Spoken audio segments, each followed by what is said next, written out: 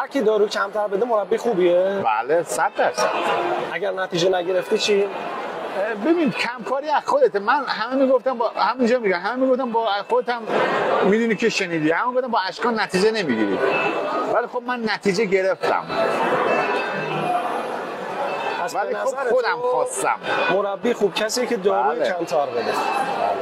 داروی کمتر میشه بگیم مثلا هفته‌ای چقدر؟ ببین نیما جان، نمیگم هفته چقدر، نگاه میکنی به صورت متوجه میشه. خود دیگه بدنساز دیگه من خیلی من نه کوچیک، مخاطب. خیلی کوچیک بودم. آقا نیما گزارش میگرفت، من اون موقع اصلا بدنسازی کار نمیکردم. الگوش من بودم. ببین این آقا میدونه چهره رو نگاه کنه متوجه میشه که بدنساز در چه فشاری هستش. پس از چهره متوجه میشه که بدنساز چقدر تو دارو هستش. بله 100%. یه سری دارو هستش میخوری آدم روانی تر میکنه.